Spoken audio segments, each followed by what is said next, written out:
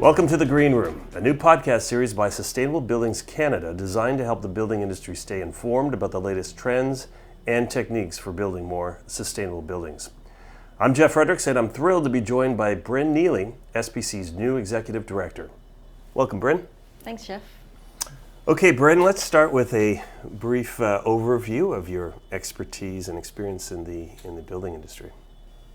Sure, yeah. So I started my career working in architecture. I did my undergrad at TMU, studying architectural science, and pretty quickly started focusing on sustainable design. And I spent the early part of my career doing sustainable design consulting.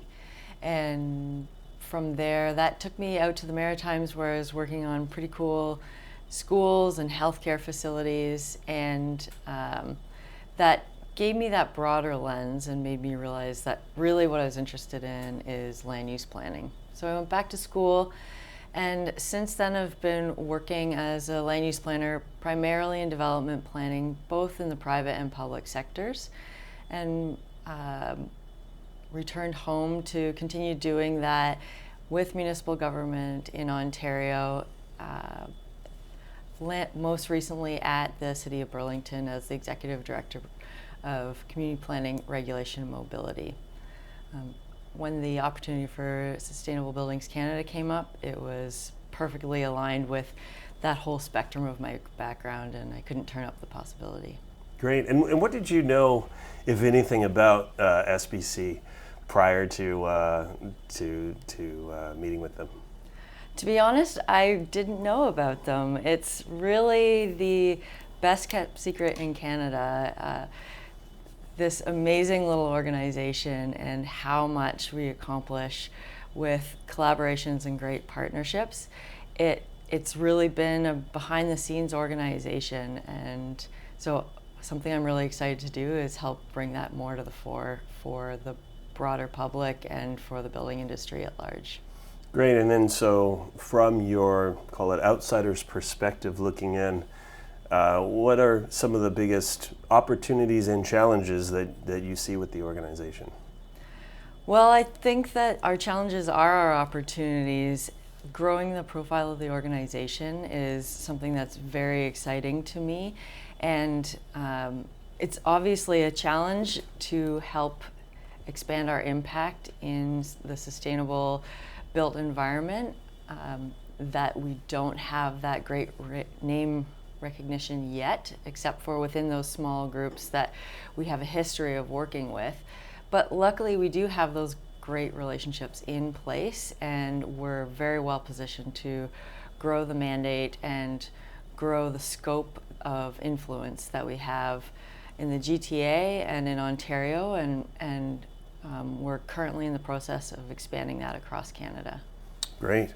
And then as far as your mandate and vision for the organization, you talked about expanding across Canada, but why don't you give us a little bit more of a flavor of the mandate and what you see as the next big step for SBC?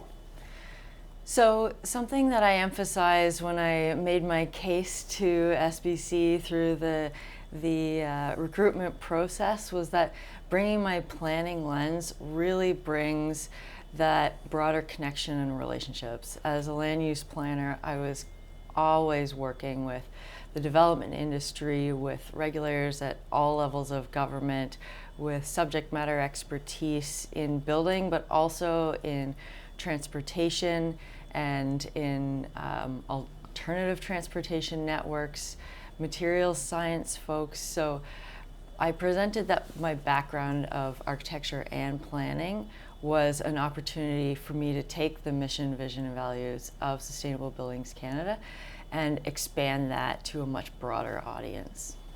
And just in terms of your background working on the planning side, you're certainly familiar with some of the challenges and frustrations developers and builders have in terms of getting projects through the system.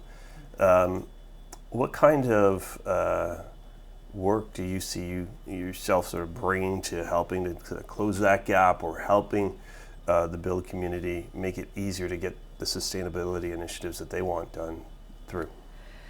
So having that background both in private and public sector, it's very clear to me that both sides of that development counter have really great aspirations for sustainability, for doing good for the communities that they're located in and that they serve.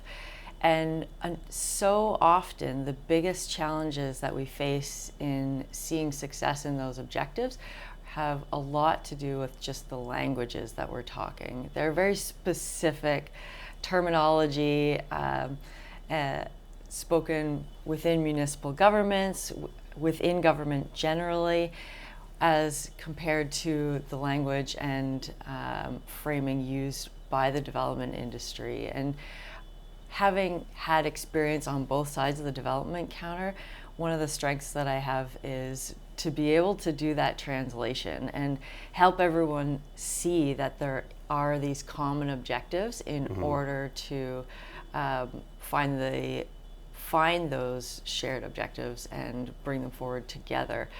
And often the biggest barrier to efficient and timely development outcomes is really just the time spent coming to realize these shared objectives. So I will bring a lot to that and the ability to work together and be rowing the same direction. Well, that's great. And certainly you do hear about the complexity, or in some cases unnecessary complexity, of how things are explained in the language that causes these barriers and gaps. In terms of some perhaps examples of how you might leverage your municipal planning and architectural professional background to advance SBC's role in sustainable building best practices, are there some things that you want to point to that you think would be sort of a good example of the blending of that background of yours? Yeah, absolutely. So having the background in both planning and architecture means that I have colleagues across the country working in both of those fields, and surprisingly there's not a lot of cross-pollination between those industries or the other related industries to sustainable outcomes. So the field of transportation, the field of material science, there's actually a surprising lack of crossover between these different industries. My intention is to be working with those colleagues I have across the country and finding opportunities to bring these groups together to have productive conversations about how we can achieve everyone's goals with relating to mitigating climate impact, but also a number of critical pieces to sustainability, such as diversity, equity, and inclusion, truth and reconciliation, environmental impacts to the physical environment, as well as mitigating climate change impacts. Gotcha. And as far as SBC's community of building professionals, what are some of the things they might expect from the organization in 2025 and beyond? Well, I'm really excited to find that out myself. Pretty early in 2025, the board and I will be going away for a strategic planning retreat, and there's a real desire among our board to expand our audience and also to expand our mandate. SBC has been very focused on energy efficiency and the building science factors, and we have a great track record of collaboration in that realm. And the board strongly expressed a desire to broaden that out and build new skill sets within our organization. So I think that what we'll be working on will largely relate to that, and also something that is very front of mind for SBC, both board and staff, is bringing in these factors of equity, diversity, and inclusion, and truth and reconciliation, and embedding those into the way we do all of our work. So expanding the mandate and building in EDI and truth and reconciliation will be front and center for my work this year and going forward.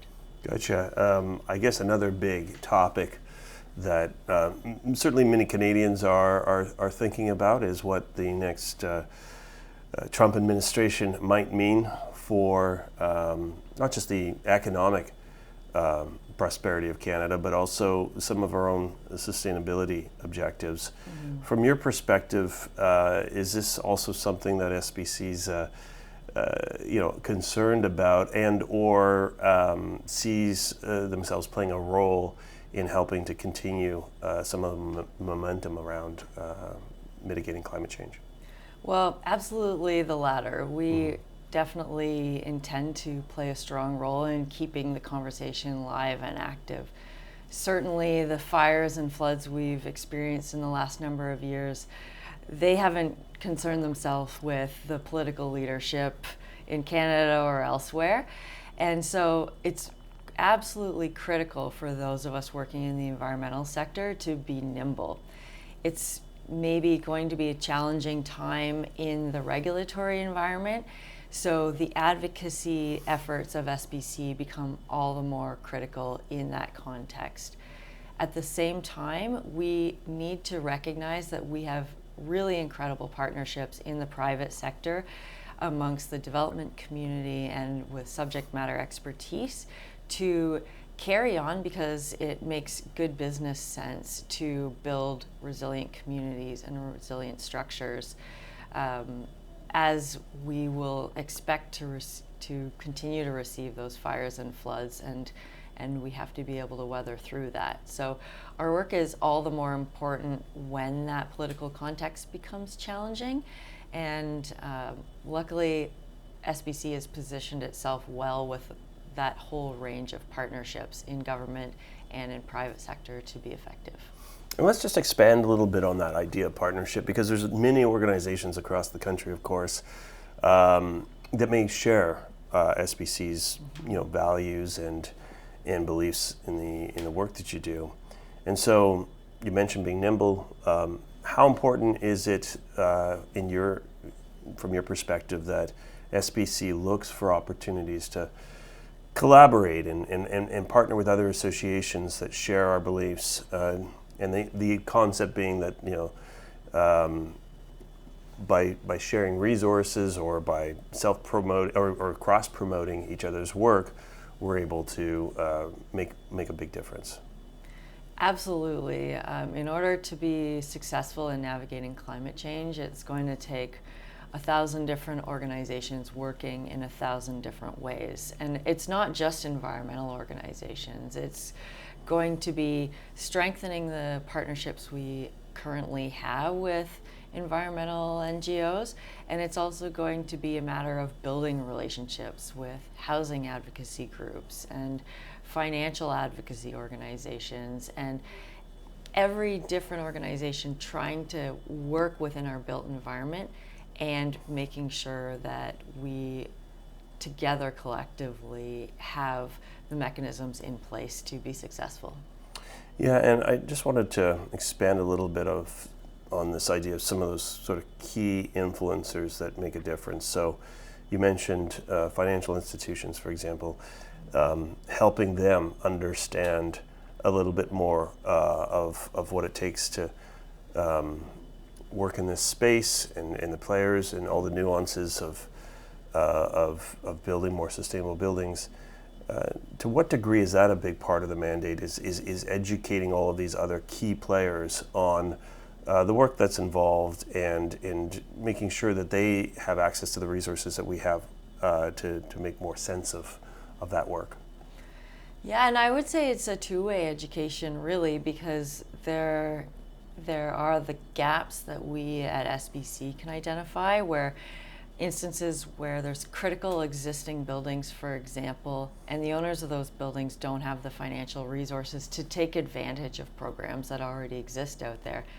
If they're going to, for example, replace their windows or reclad their buildings so that their long-run picture is to have lower energy costs. But if they can't meet that initial threshold of making that investment, then as a society, we kind of miss out on that additional mitigation strategy to the built environment. So we can bring those gaps to financial institutions and work with them and learn from them about how we can open up opportunities to help make those investments happen. So it really is a strong partnership potential that I see down the road, is finding out, sharing the gaps that we're seeing and finding out what the pathways are to navigate that. And of course, one of the other big opportunities is not just helping in building new stock, but the existing building stock that we have in this country, addressing some of the retrofitting needs that are necessary in order to make these buildings more energy efficient. Is there a sort of a strong focus on tackling that as well, or continuing to advocate for that work?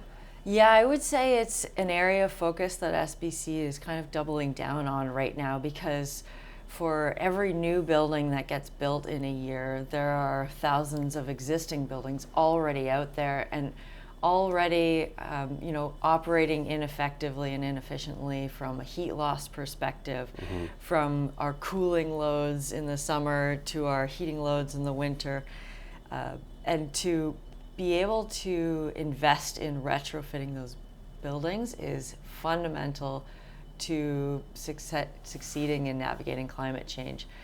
One program that SBC is moving forward with in 2025 that I'm super excited about is called the Better Buildings Boot Camp, and the Better Condos Boot Camp.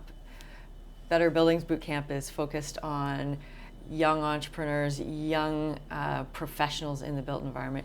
Better Condos Boot Camp is focused on condo boards and building managers and tenants, and helping them understand the risks of not pursuing these kinds of existing building retrofits, and the opportunity for the owners of those condo units to have a more resilient building that they live in, have more affordable energy costs going forward, and to really invest in their homes. That sounds like an interesting initiative, and certainly very important. I guess another aspect of the work that SBC does that's important is your interaction with the various levels of government, right? And so I guess last year, Natural Resources awarded a substantial contract to SBC to help,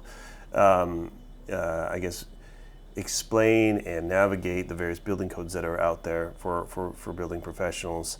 One question might be, what role do you see SBC playing in the future as it relates to working with various levels of government? Yeah, thanks for highlighting that, Jeff. With our work with NRCan, we are providing training opportunities to local level government building officials to help them understand and recognize when a development comes in and is trying to hit a higher tier of the new national building code, and how those building officials can recognize what it is those buildings are trying to achieve from primarily an energy efficiency standpoint. So we're taking new regulation from the federal government, we're creating education packages to share that to other levels of government. That's a great example of the way that we work at all levels to build strength and knowledge, and also to help share the barriers and challenges that we're seeing. So it becomes a two-way conversation where we're hearing from those local building officials about the challenges that they see of implementing the new building code, the conversations that they're having with the development industry, and conveying that to provincial and federal levels of government to come up with new programming ideas and new ways to kind of navigate or resolve those challenges. Great. And one of my last questions, of course, is when we think about many of the building professionals that make up the SBC community, we've run the Green Buildings Festival for years, and I know some of the feedback is, hey, what's happened to that, and are you going to do that again? And I guess the other component of that is the importance of networking as a professional, and having an opportunity to interact with fellow professionals. From your perspective, what role does SBC play in helping to bring that community together? And are there some things that building professionals can look forward to by way of gatherings or events that SBC hosts? Yeah, and certainly in the month that I've been here, have heard about how much that festival has been missed. And I won't promise that we'll bring it back in the exact form that it has been in the past, but certainly I agree that opportunities to come together in person, relax around each other, share some laughs, and commiserate in some of the challenges we're seeing, it's so important to all of us kind of sustaining our own energy as we continue on this push to improve the sustainability of our built environment. So tying it back to your earlier question about those networking opportunities, we, with other NGOs, we certainly are keeping our ear to the ground about ways to collaborate with other conferences and festivals that are taking place, in addition to new opportunities that SBC sees. So as we build out our national presence, I also think we're going to be looking for building on our reputation for bringing professionals together in Ontario and extending that to Saskatchewan, to the Yukon, to the Atlantic provinces. So I stay tuned for more opportunities there, and it's too soon for me to say exactly what form those will be in. Great, and of course another big piece of the networking experience is also the idea, and you alluded to it, is sharing experiences, right? We've had different professionals on the Greenroom podcast talking about some of the work they've done on heritage buildings, for example, as a topic. And so giving the professional community an opportunity to learn from each other, to share the experiences is a big part, of course, what the organization does so well. Anything you want to add, Brynn, on the first month here, but also looking forward to 2025? Anything that you want to talk about there?